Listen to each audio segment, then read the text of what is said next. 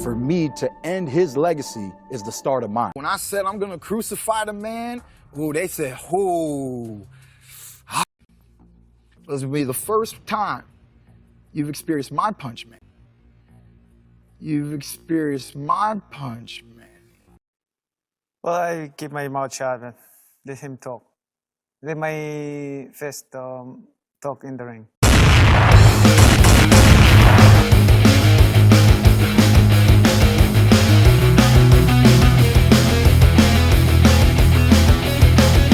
Bago maganap ang bakbakan ni Manny Pacquiao at ng Noy undefeated champion na si Kit one-time tourman ay katakot-takot na pangtatrash talk ang inabot ni Manny Pacquiao mula sa hambog na Amerikano.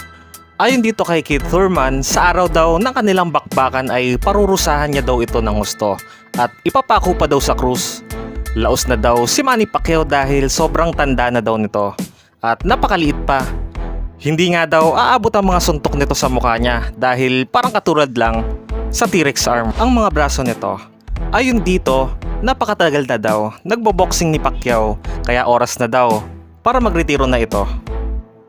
Dagdag pa ng champion na matapos niya daw talunin at in-knockout itong si Pacquiao, agad niya daw isusunod ang former Unified Champion Errol Spence Jr. at ang former WBO welterweight champion na si Terence Bud Crawford. Sa kabila ng panginsulto at panglalait ay nananatiling kalmado si Manny Pacquiao kahit naman medyo below the belt na ang mga banat sa kanya ni Thurman. Naging suki na mga pangtatrash talk itong si Manny Pacquiao mula pa kay Margarito, Rios at Adrian Broner. Alam naman ni Thurman na hindi nagpapa-apekto itong si Pacquiao sa mga panginsulto kaya gumawa ito ng panibagong pakulo. At ito ang nasabi niya sa interview. And it will be proven come July. You know, I mean, I know he likes to quote Bible verses, so I'll let you know he's getting crucified. Makikita dito na halatang nainsulto si Manny Pacquiao dahil sa isang interview ay nasabi nito na hindi daw niya nagustuhan ang sinabi ni Thurman sa kanya. So, the one he said that he's going to crucify me. He's going what? Crucify. Yeah. Was that over? Why did that particular line bother you? I mean, well, just want to prove something. For Pacquiao. You know what I'm saying? That's my hype song for this camp right now. I'm doing a Manny Pacquiao, what he did to Oscar De La Hoya. You can Google it if you want to. Oscar De La Hoya never fought again. All right? Facts. This is a big fight. Jeff Horn was bigger. Yeah. The size was apparent. Every time Manny ducked, Yeah. Jeff Horn leaned on top of him, right? Yeah. He manhandled Manny Pacquiao, right? What else did he do? When he was standing straight up, he was right here on Manny Pacquiao. He was on- He was right here on Manny Pacquiao. Right here! And you telling me Manny did something? No, he didn't!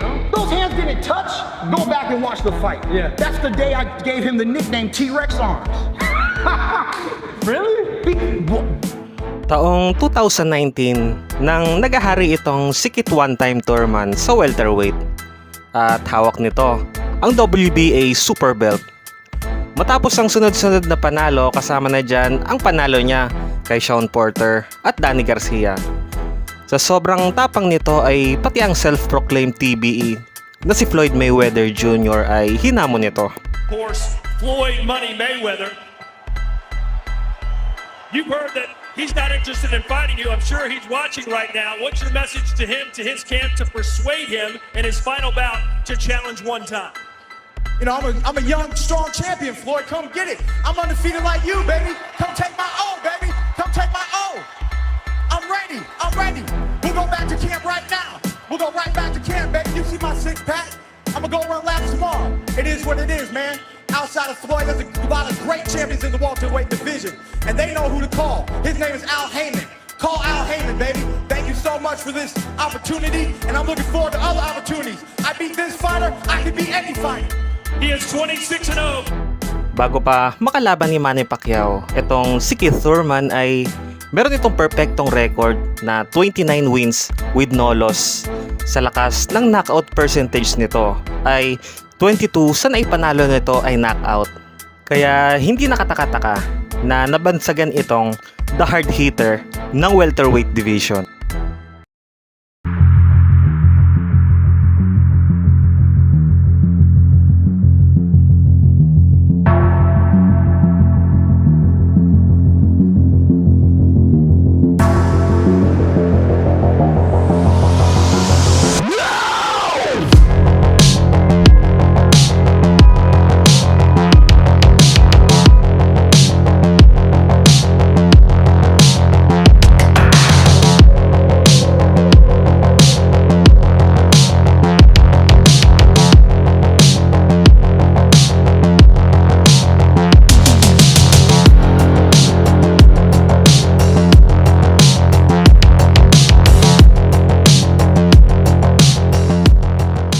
Sa kabilang dako ay galing naman si Manny Pacquiao sa dalawang impresibong panalo.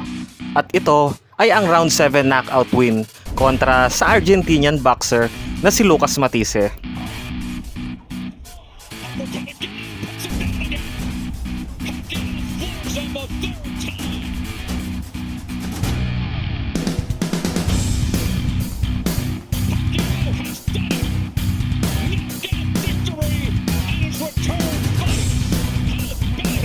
At nakakuha naman ito ng unanimous decision kontra sa tinaguriang The Problem na si Adrian Broner. Sa kabila ng edad nito na 40 years old ay hindi nito alintana ang mga panganib na dulot ng mga young elite fighter sa welterweight. Dahil kung ating matatandaan ay pagkatapos ng panalo ng former unified champion na si Errol Spence Jr. kontra kay Mikey Garcia ay hinamon nito si Manny Pacquiao. Agad naman itong sinagot ni Manny Pacquiao. Manny Pacquiao, so I'm just gonna let you do it right now. Yeah, tell Manny Pacquiao come back over here. Manny! Come on over here, Manny. Manny, you're being requested here, center of the ring. He been here before, he done broke records here before, he's a legend of the sport, and it'd be my honor to fight him next. Is that the fight you want next, Manny? Yeah, why not? I mean, we'll give the fans a good fight. Would you want to do it right here in AT&T Stadium? I saw Mr. Jones. I don't know where he went. I'm sure he would have no qualms about doing that. Mag-fast forward na nga po tayo sa gabi kung saan pinatikim ni Manny Pacquiao ng kauna-unahang talo itong si Keith Thurman. Introducing the one and only Manny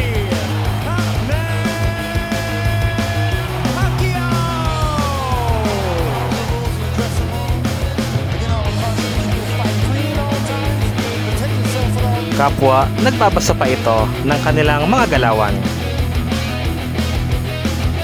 Pero round 1 pa lang ay nagpakita na agad ng pagiging agresibo itong si Manny Pacquiao. Pero sa hindi inaasahang suntok mula kay Pacquiao ay ganito ang mangyayari.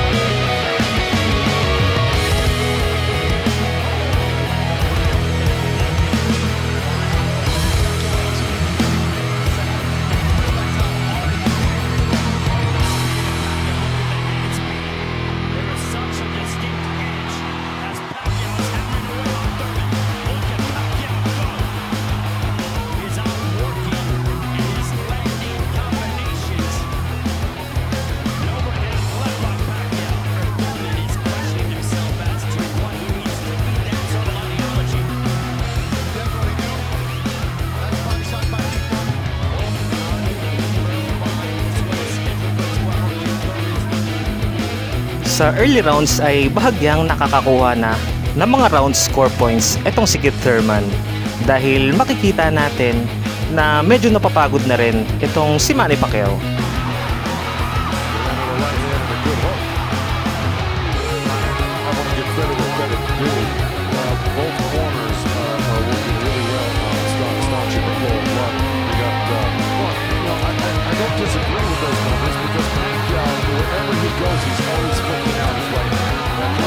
At nang sumapit ang round 10 ay dito na pumasok ang matinding body shot na mas lalong magpapahina kay Keith Thurman.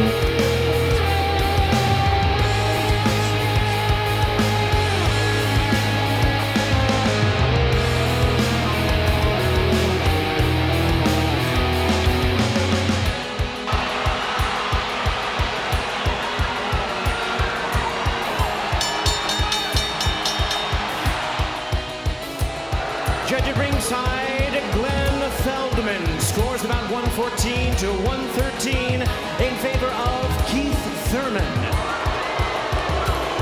Judge at ringside, Dave Moretti scores about 115, 112 in favor of Manny Pacquiao. And judge at ringside, Tim Cheatham sees it 115 to 112